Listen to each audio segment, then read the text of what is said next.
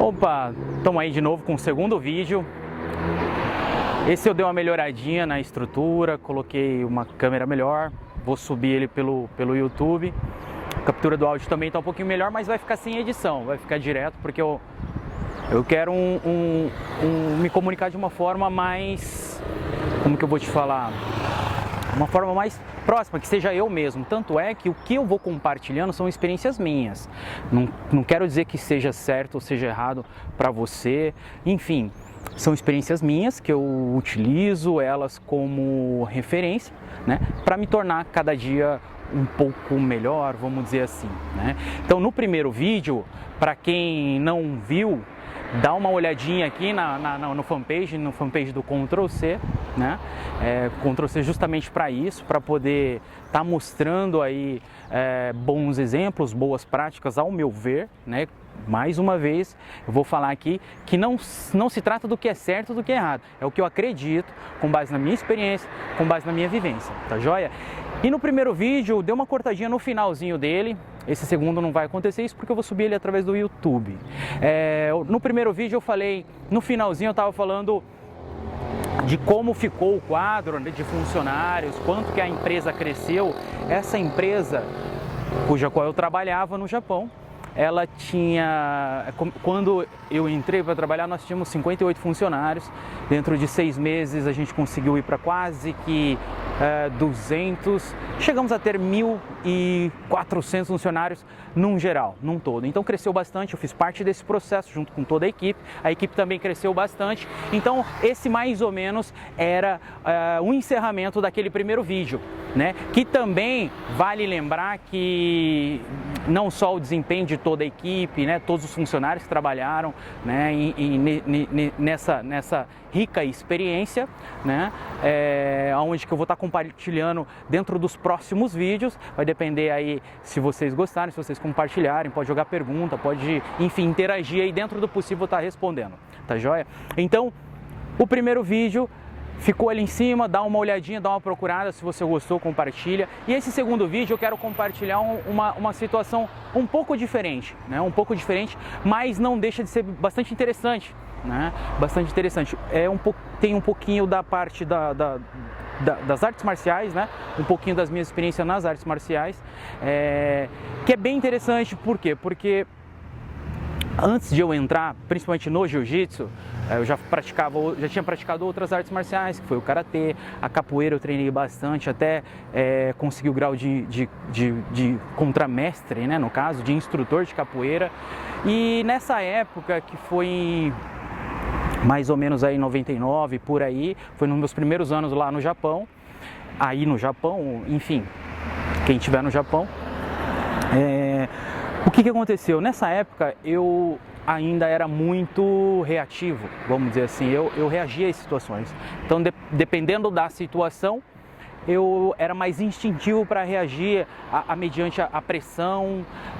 Tem aquela época que você quer se, entre parênteses, os homens tendem a passar por essa época, você quer se autoafirmar. Então eu, no popular, assim, era mais briguento mesmo, eu era mais, não conseguia, em determinadas situações, resolver com diálogo, enfim. Mas isso aí foi 99 para 2000, ainda bem, ou graças a Deus, que eu tive contato com o jiu-jitsu. Então o que aconteceu com o jiu-jitsu? Até então eu achava assim, poxa, eu já tinha um certo grau dentro da capoeira, né, e pouca idade. O meu negócio era um esporte, eu via a luta, né, a arte marcial, como um meio eu via, vou ser bem sincero, de me promover, né, naquela época.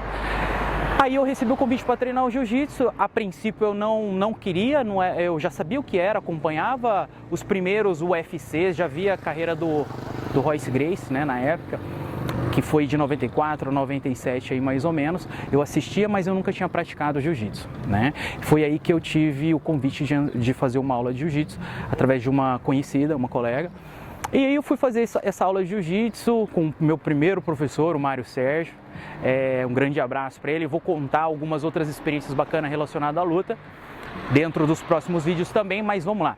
Aí o que aconteceu? Eu fiz a técnica, fiz o aquecimento, na hora do rola, na hora da simulação de luta, eu fui treinar com uma faixa roxa, né? E eu na época não sabia nem o que era a graduação, não sabia quem que era a faixa roxa, ou enfim, eu sei que era uma moça, era uma mulher, e ela me finalizou na hora do rola pelo menos umas 6 vezes, e eu fiquei encantado com o jiu-jitsu, impressionado com a eficácia da técnica, porque por mais que eu usasse força, por mais que eu achava que sabia muito, aí vem a ignorância, que é a ausência do conhecimento, não é a burrice, é a ausência, a pessoa não sabe. Então, muitas situações a gente tem que entender, né, que o outro lado ou a outra pessoa, enfim, quando envolve mais de uma pessoa, a gente tem que entender que sempre tem o outro lado. Não significa que você tem que concordar, mas sim você tem que se esforçar em entender, é o máximo que der. Então, voltando no lance da ignorância, que é a ausência do conhecimento. Nessa época, eu achava que sabia muito, que era bom lutador, vamos dizer assim, mas na verdade eu era um brigador muito meia boca, vamos dizer assim. Foi aí que eu entrei no jiu-jitsu. Aí nesse mesmo primeiro dia eu comprei o kimono, não parei de treinar e tô aí desde então. É um hobby, é um estilo de vida. Já fiz lutas de MMA, bastante competição de jiu-jitsu, mas meu foco nunca foi me profissionalizar da luta. Acabou acontecendo algumas situações nesse sentido, beleza? Então fica a dica aí, que a ignorância não é burrice, é a ausência do conhecimento. Isso eu ouvi numa palestra há muito tempo atrás também, nesse mesmo período, em 2001, 2002, que eu tinha vindo aqui para o Brasil e fiz com Ali Badawi, e ele falou esse termo, e esse termo eu achei bem interessante também, já peguei para mim, dei um Ctrl+C, então fica aqui essa experiência. Eu estou abrindo um pouquinho do meu lado pessoal, porque eu vou falar de mim, eu vou falar das situações que aconteceram comigo, e não situações que eu ouvi ou que eu vi, enfim, são situações práticas que aconteceram comigo. Então espero que você tenha gostado, fica aí, tá aqui em frente ao Palácio das Artes Marciais, coincidentemente, por isso que veio a ideia, e fica aí mais o segundo vídeo. Se você gostou, dá um curtir, dá um joinha aí, compartilha com seus amigos. E o terceiro vídeo, eu vou estar falando aí de uma experiência já com a minha filha, uma experiência que tem muito a ver com a educação no Japão, então espero que vocês gostem, né, desse segundo, que daqui a pouco já vem o terceiro, e dá um joinha, dá um like aí, compartilha para dar aquela força, tá joia? Obrigado, hein?